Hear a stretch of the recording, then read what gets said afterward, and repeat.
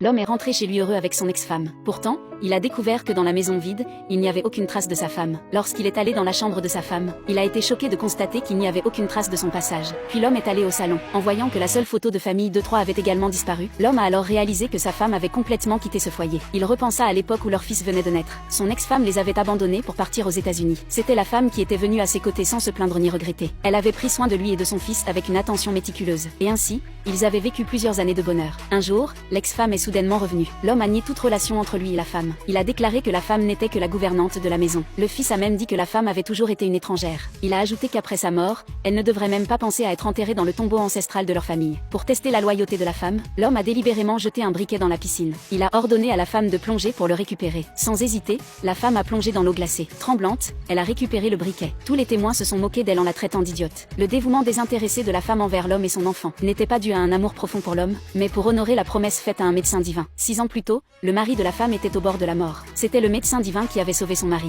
Pour rembourser la bonté du médecin divin, la femme était venue auprès de l'homme et de son enfant, promettant au médecin divin de s'occuper d'eux pendant 6 ans. Maintenant que la durée convenue touchait à sa fin, l'ex-femme que l'homme avait tant désirée était également revenue. Voyant leur profonde affection affichée devant elle, la femme ne s'est pas mise en colère. Elle est même allée à la cuisine pour leur préparer un repas. Mais l'ex-femme n'avait aucune intention de laisser la femme tranquille. Elle est entrée dans la cuisine et a jeté la soupe préparée sur la femme. L'homme a accouru au bruit. L'ex-femme a faussement accusé la femme d'être jalouse d'elle et d'avoir perdu son sang-froid. L'homme a grondé la femme, disant qu'elle n'avait aucun droit de se mettre en colère contre son ex-femme, parce que lui et son fils n'avaient jamais reconnu la femme comme la maîtresse de maison. Le fils a également dit qu'il l'avait hébergée auparavant, uniquement pour qu'elle prenne soin de leurs besoins quotidiens. Maintenant que sa mère était revenue, il n'avait plus besoin de la femme comme belle-mère. La femme a regardé l'enfant qu'elle avait élevé, le cœur rempli de tristesse. Heureusement, il ne restait que 4 jours avant qu'elle puisse quitter cette famille. Le lendemain, la femme a apporté un gâteau au garçon. Le garçon s'est moqué d'elle en disant qu'elle dépendait entièrement de son père, et qu'elle n'osait même pas exprimer une seule plainte. En disant cela, le garçon a attrapé le gâteau et l'a jeté sur la femme. Il a exigé qu'elle le nourrisse avec le gâteau. Puis il a dit qu'il n'avait finalement pas envie de manger de gâteau aujourd'hui, et il lui a ordonné de partir rapidement. La femme ne voulait pas se disputer avec un enfant. Après tout, dans 2 jours, ils se sépareraient. Enfin,